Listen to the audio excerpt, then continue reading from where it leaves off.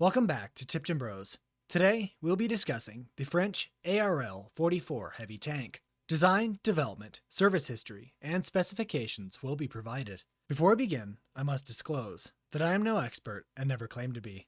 Now, let's get into it. Prior to the onset of the Second World War, France was a nation leading the way for combat tank production as well as technological advancement in the field, second only to the Soviet Union. In June of 1940, this would all change.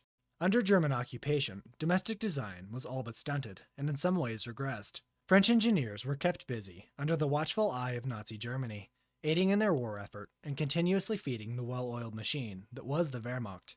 Limited construction of unauthorized components and even a track chassis was built beneath the nose of their occupiers, claiming the parts to be for civilian use. Despite the valiant effort, this was to no avail. In August of 1944, Paris was liberated by Allied forces, and the hastily assembled stopgap government of France threw all they could into the war effort. Immediately, the outdated doctrine and design of French tanks reared its head. Years of isolation had taken its toll. What was mustered from the operational French tanks was in all honesty laughable. The Char B-1 heavy tank was arguably the best available option, and by 1944 was entirely obsolete. If put into the field, even against weakened and retreating German armor, French tanks would have surely been cannon fodder. This was apparent to French engineers, and a new heavy tank began to take form. Designed by technicians from APX and AMX, the actual production of the tank would be dealt to ARL, all three being well-respected armored vehicle manufacturers. After this culmination of ideas, the heavy tank would be given the title ARL 44, the name of its producer, coupled with the first year of its conception.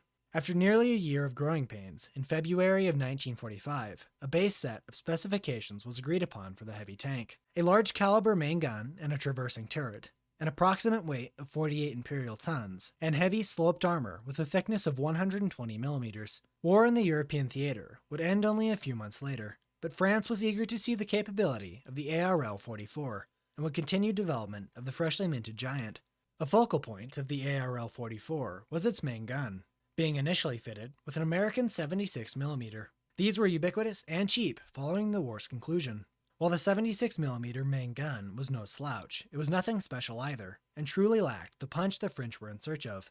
After special deliberation, a domestically produced 90mm main gun was selected. Known as the DCA-45, or model of 1945, the powerful 90mm cannon became a staple of the ARL-44 and molded it into a truly formidable opponent.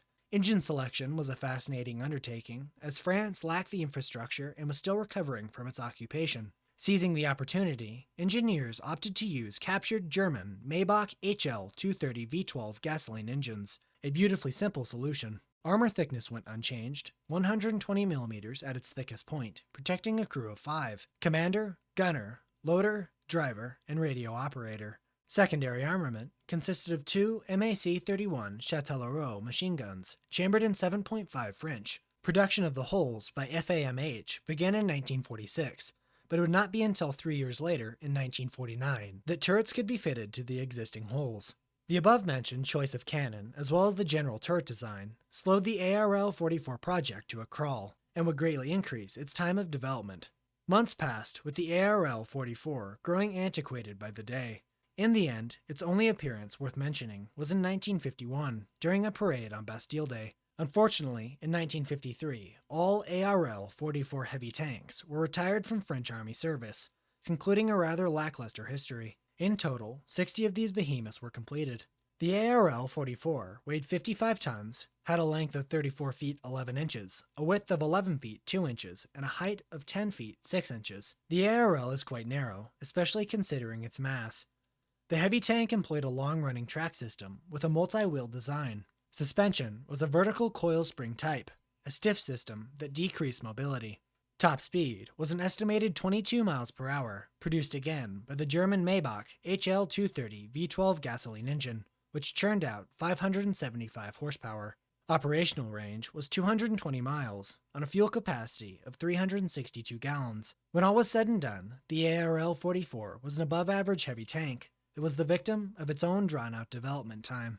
Had the process been finalized in 1946 or before, it would have enjoyed a longer service life. I'm sure that if the ARL-44 entered service during World War II, it would have been an exceptional asset to the Allies and were the adversary to the Axis powers. 3 examples of the ARL 44 heavy tank survive today, with the most complete specimen residing at the Museum of Armored Vehicles in the Loire Valley of France. I hope you've enjoyed today's short overview of the French ARL 44 heavy tank. We are a small channel, so a like is greatly appreciated, and recommendations are always welcome. Again, I am no expert and never claim to be. Until next time, on Tipton Bros.